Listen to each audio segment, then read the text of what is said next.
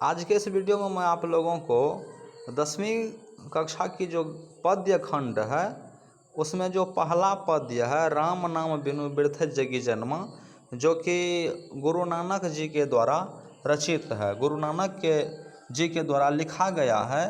तो हम लोग भली भांति जानते हैं कि गुरु नानक जी निर्गुण भक्ति धारा के कवि थे। तो यहाँ पर चलिए मज़ेदार उसके जीवनी के बारे में नहीं बताऊंगा, क्योंकि जीवनी के बारे में मैंने ऑलरेडी एक वीडियो बना दिया है, तो उनका भी लिंक मैंने डिस्क्रिप्शन में दे दिया है। आप लोग वह डिस्क्रिप्शन को देख सकते हैं, लिंक पर क्लिक करके वह भी वीडियो आप लोग देख सकते हैं। तो इस वीडियो में मैं ये राम नाम बिनु बिरथ जगी जन्मा और जो नर दुख में दुख नहीं माने, इनका भावार्थ बताने वाला हूँ कि राम नाम बिनु बिरथे जगी जन्मा ये जो कविता है इसका अर्थ क्या है। इस कविता के माध्यम से कवि जो है लोगों में क्या संदेश देना चाहते हैं, विद्यार्थियों में क्या संदेश देना चाहते हैं। तो सबसे पहली बात है राम नाम बिनु बिरथे जगी जन्मा। राम नाम बिनु बिरथे जगी जन्मा, राम नाम के बिना इस संसार में जन्म लेना ही व्यर्थ है। जो मनुष्य वंश में, मनुष्य कुल में, मनुष्य वेश में इस संसार में आए हैं, जो आदमी राम का नाम नहीं लेते हैं उनका जीवन ही व्यर्थ है।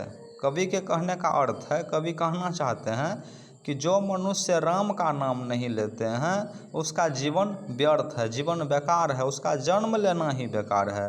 राम नाम बिनु बिरथे जगी जन्मा, राम नाम के बिना यह जन्म ही व्यर्थ है, इस संसार में इस जन्म लेना ही व्यर्थ है। आप मनुष्य हैं तो फिर मनुष्य कुल में जन्म लिए हैं तो कुछ न कुछ 2 सेकंड भी, 5 सेकंड भी, 1 घंटा, आधा घंटा, 1 सेकंड भी कम से कम राम का नाम लीजिए, हरि कीर्तन कीजिए, भजन कीजिए। चलिए उनके बाद क्या है, बिखू खावे बिखू बोले बिनु नावे निफलू मटी भ्रमना।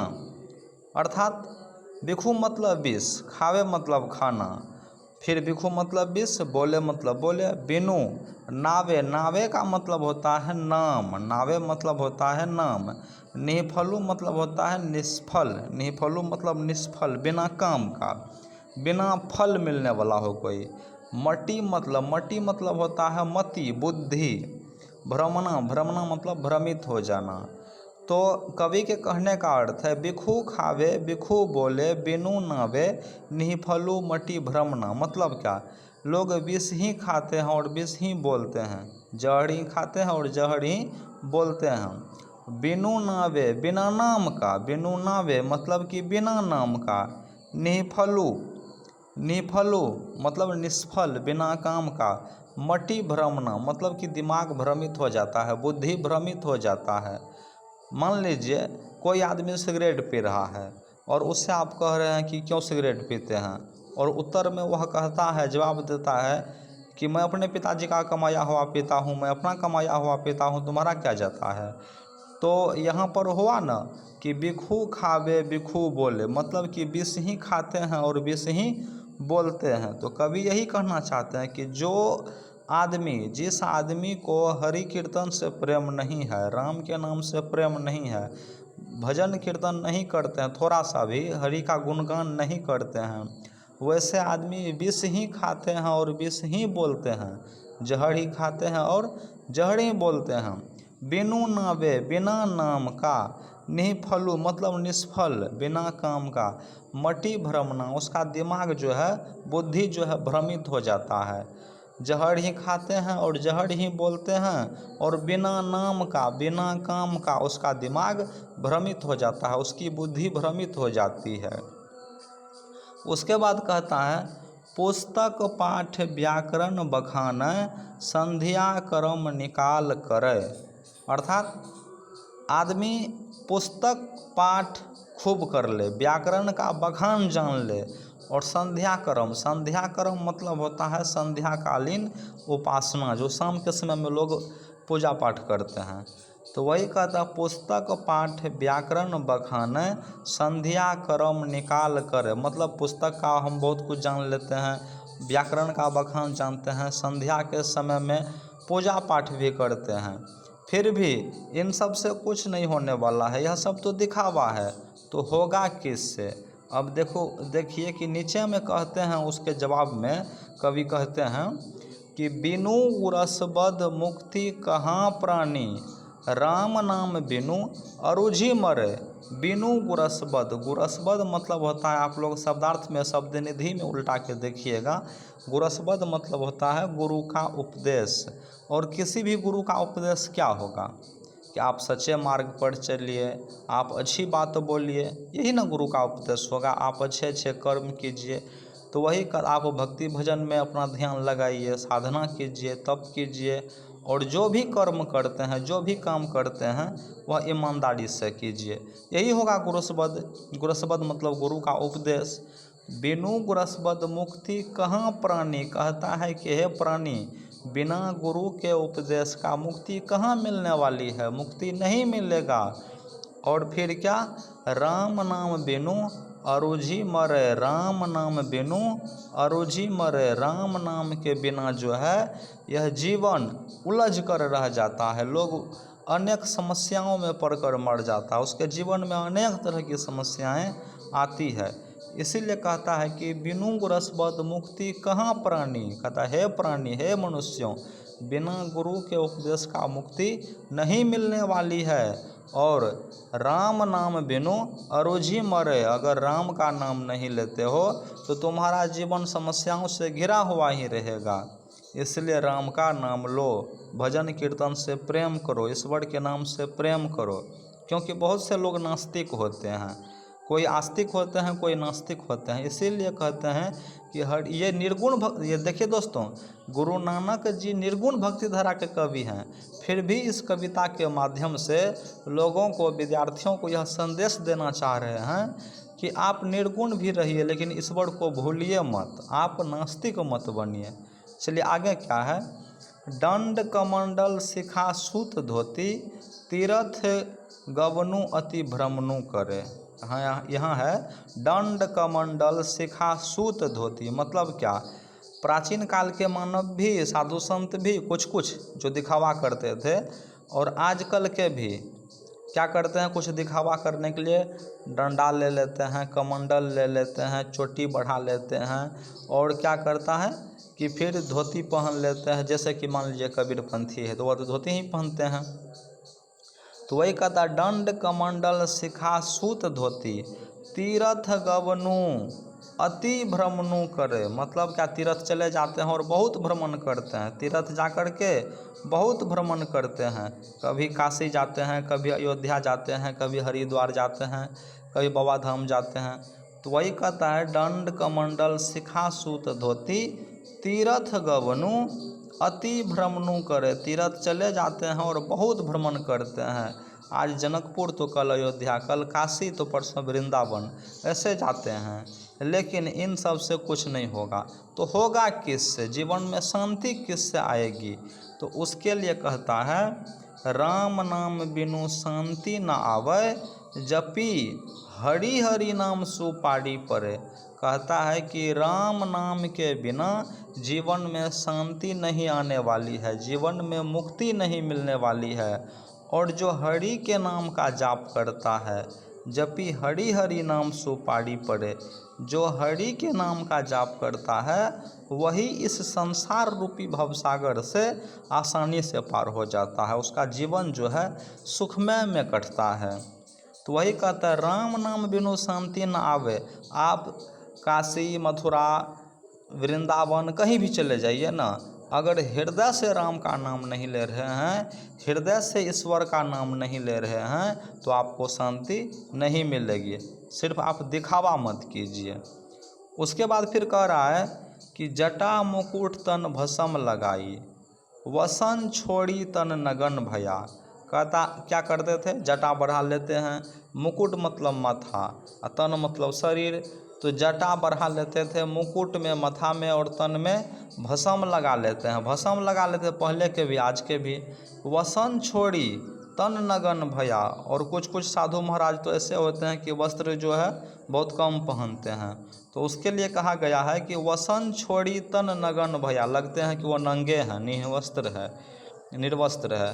वसन छोड़ी तन नगन भया।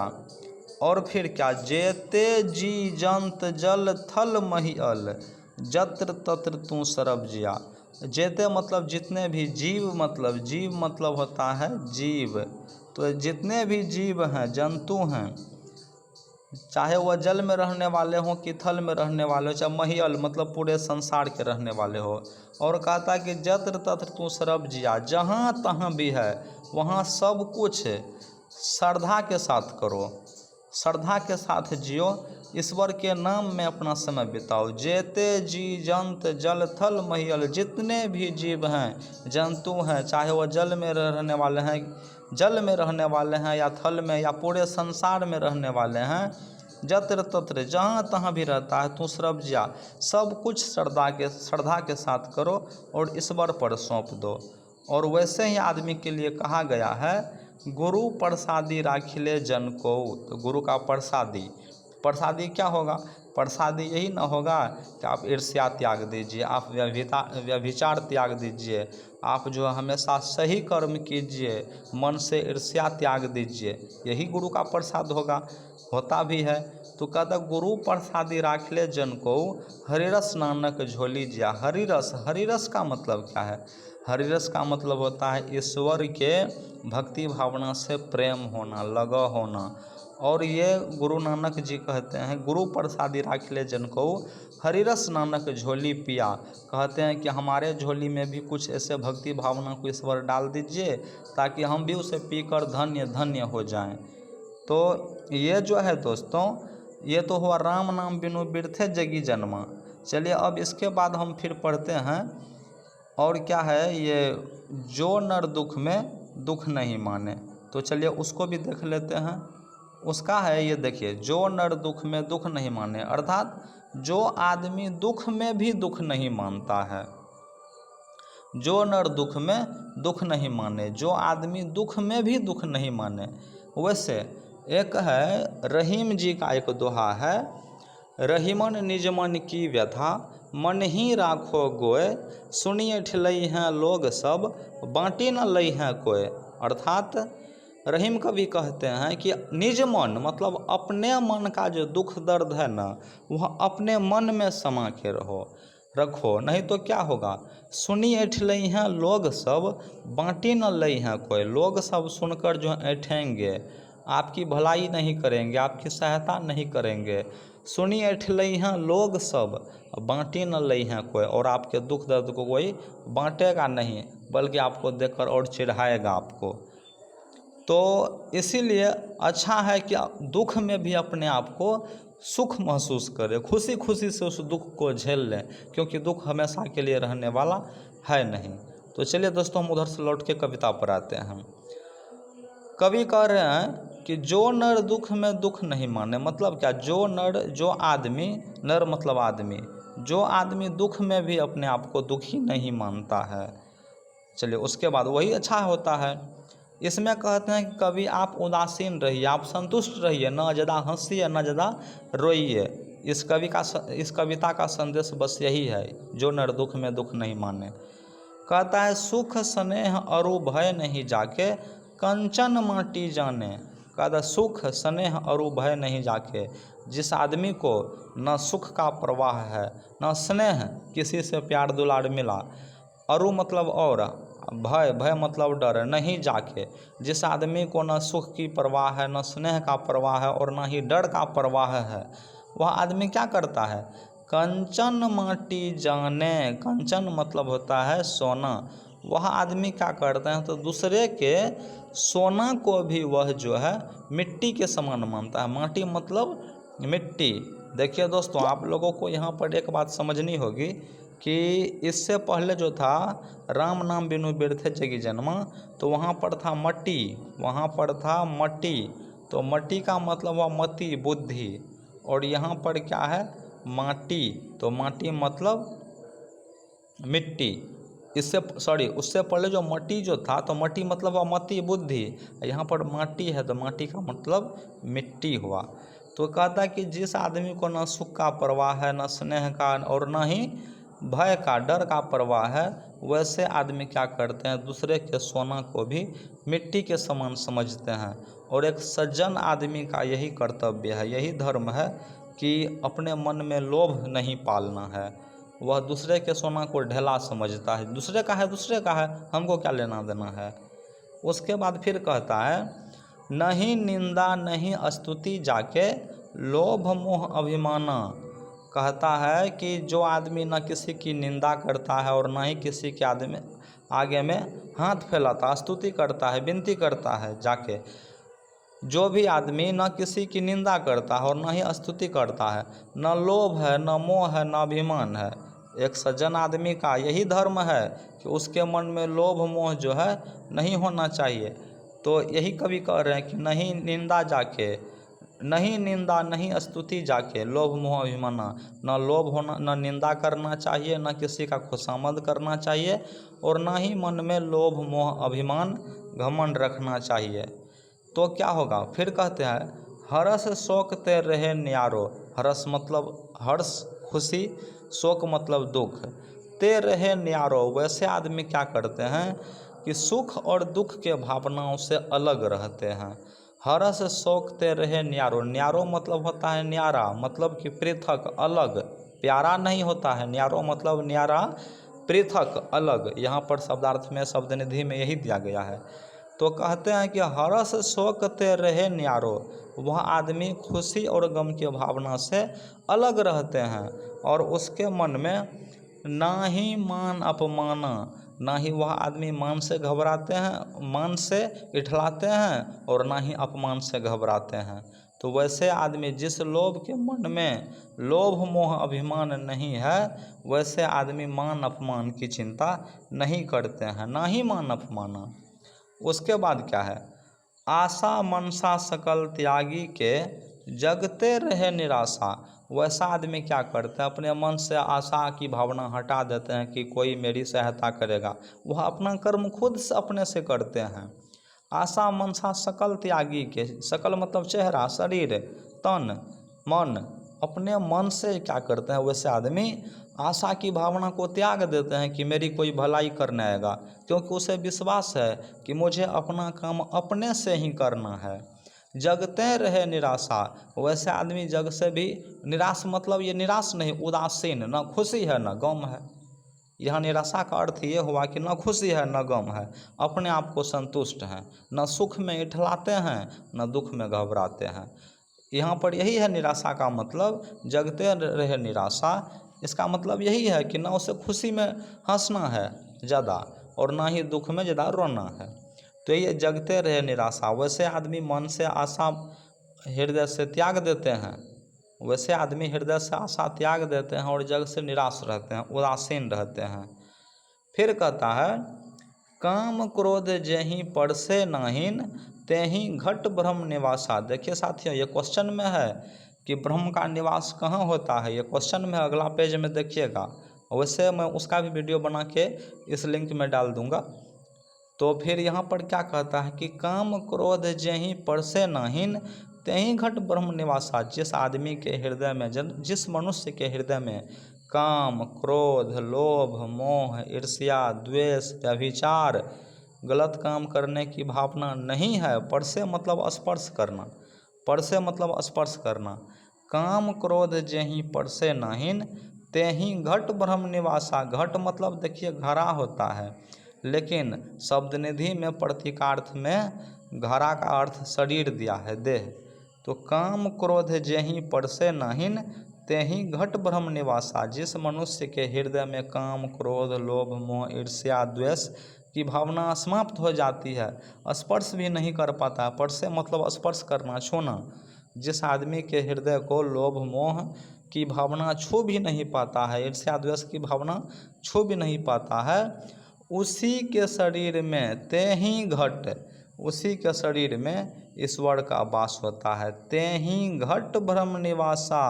उसी आदमी के शरीर में ब्रह्म का निवास होता है, ईश्वर का निवास होता है। हर एक मनुष्य के अंदर ईश्वर है, हर एक मनुष्य के अंदर ईश्वर है, सिर्फ उसे पहचानने की आवश्यकता है, और पहचानने के लिए लोभ मोह को त्यागना पड़ेगा। चलिए आगे क्या कहता है, गुरु कृपा जहीं नर पे किन्हीं तिन्ह यह जुगति पिछानी। गुरु कृपा जहीं नर पे किन्हीं, जिस नर पे, जिस आदमी पे, जिस मनुष्य पे गुरु की कृपा हो जाती है वही आदमी इस युक्ति को पहचान पाते हैं। तिन्ह यह जुगति पिछानी, जुगति मतलब युक्ति, और पिछानी मतलब पहचानी, वही आदमी इस युक्ति को पहचान पाते हैं। पिछानी मतलब पहचानी। तो गुरु कृपा जहीं नर पे किन्हीं, गुरु की कृपा जिस आदमी पर हो जाती है वही आदमी इस युक्ति की पहचान कर पाते हैं कि मेरे शरीर में ईश्वर का वास है। यह वही आदमी पहचान सकते हैं कि मेरे शरीर में ईश्वर का वास है जो जिस पर गुरु की कृपा हुई है, जिसके मन से लोभ मोह ईर्ष्या द्वेष व्यभिचार हट गया है। तिन्ह यह जुगति पिछानी, वही आदमी इस युक्ति की पहचान कर पाते हैं। उसके बाद क्या है, नानक लीन भयो गोविंद सो ज्यों पानी संग पानी। और गुरु नानक जो हैं गोविंद हरि मतलब भगवान, भगवान के भक्ति में इस तरह से लीन हो गए हैं, घुल मिल गए हैं, ज्यों पानी संग पानी। जैसे पानी के साथ में पानी मिला दीजिए तो दोनों एक ही रंग का हो जाएगा। उसी तरह से कहते हैं कि नानक लीन भयो गोविंद सो ज्यों पानी संग पानी। गुरु नानक जो है हरि के भजन में, भगवान के भक्ति में इस तरह से घुल मिल गए हैं जैसे अब पानी के संग में पानी घुल मिल जाते हैं, दोनों एक हो जाते हैं। भक्त और भगवान दोनों एक समकक्ष हो जाते हैं। इस तरह से नानक जो है अपने भगवान के भक्ति में खो गए हैं, लीन हो गए हैं। तो दोस्तों ये कविता का यही अर्थ था। मैं आपको फिर अगला कविता का भावार्थ बताऊंगा अगले वीडियो में। तो अगर आप लोग नए हैं तो मेरे चैनल को सब्सक्राइब कर लीजिए ताकि वह वीडियो भी आपको बहुत जल्द मिल जाएगा। और फिर अगर अच्छा लगा हो तो चैनल को सब्सक्राइब करके वीडियो लाइक कर दीजिए। जय हिंद, जय भारत।